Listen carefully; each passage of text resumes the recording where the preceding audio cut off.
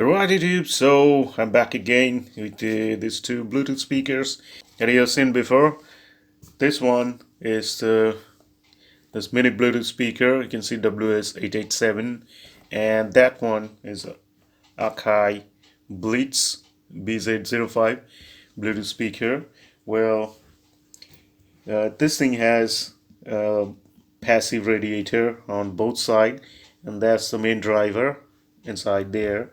And this thing has one driver right there behind this grill, and also it has a passive radiator right there inside, right above this black part there.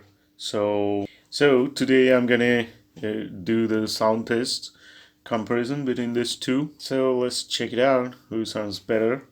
Turn this on. The Bluetooth device is ready to pair. Alright, so I'm gonna start with this one. The Bluetooth device is connected successfully.